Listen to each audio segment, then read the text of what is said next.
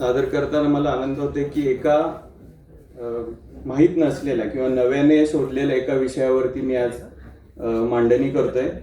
त्या विषयाचं नाव असं आहे की शोध तेरच्या कबीर मठाचा.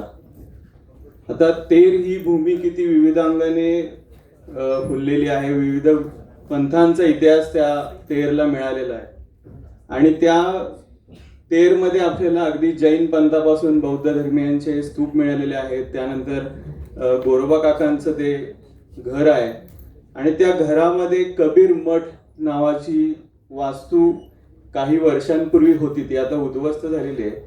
परंतु ती कबीर मठ ही संकल्पना काय होती किंवा कबीर मठाचं स्वरूप काय होतं हे शोधायचा प्रयत्न मी केला. आणि पुढची स्लाइड.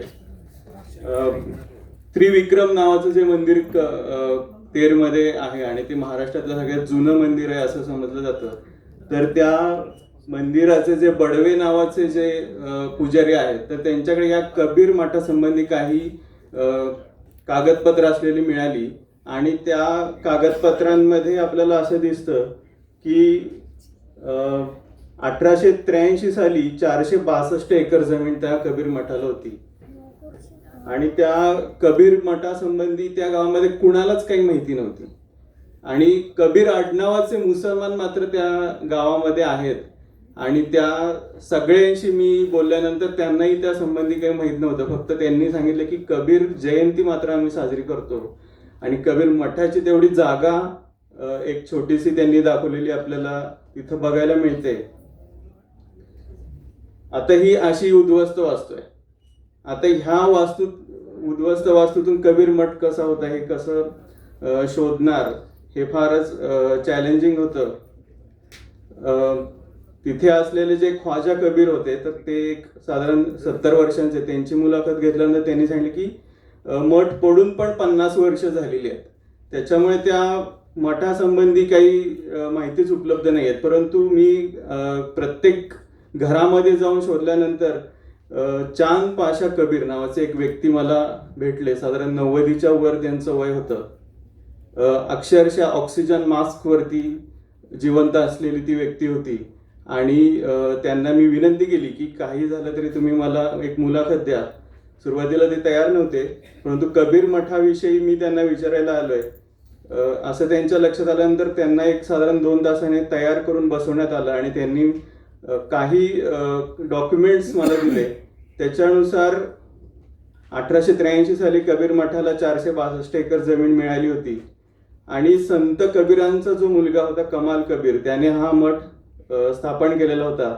आणि ह्या कबीर मठाचं वैशिष्ट्य असं होतं की गोरोबा काकांची जी पालखी यायची पंढरपूरहून परत तर त्या पालखी बरोबर असलेल्या सर्वांच्या जेवणाची सोय तर केलीच जायची.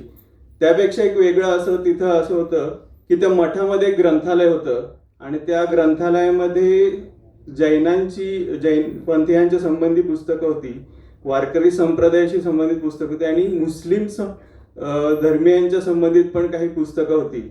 आणि त्या तेरमध्ये आलेल्या कुठल्याही प्रवासाची 3 दिवस सोय त्या कबीर मठामध्ये केली जायची.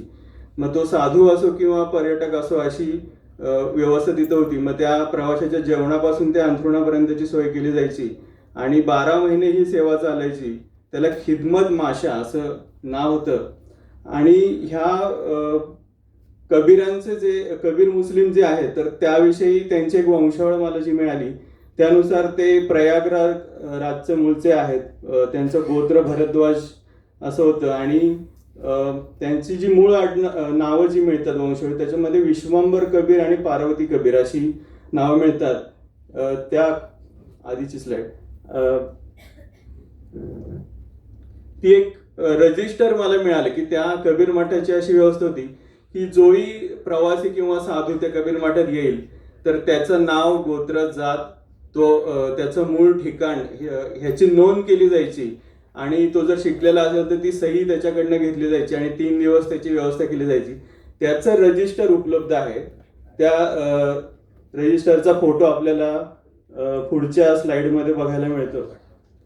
अशा प्रकारे जवळपास 700 वह्या रजिस्टर ही उपलब्ध आहेत. त्यातले काही त्यांच्या घरी होते, काही वक्फ बोर्डाकडे त्यांनी जमा केलेली होते. आणि त्या रजिस्टरमधले जे रकाने आहेत, त्या रकान्यामध्ये जे कॉलम आहेत, त्या कॉलममध्ये काय काय म्हटलेलं आहे ते आपल्याला दिसून येतं. नेक्स्ट. तर त्याच्यामध्ये त्या व्यक्तीचं नाव, वडिलांचं नाव, जात, समुदाय, राहण्याचे ठिकाण, स्वाक्षरी किंवा अंगठा आणि त्या व्यक्तीचं वय सुद्धा नमूद केलेलं आपल्याला दिसतं.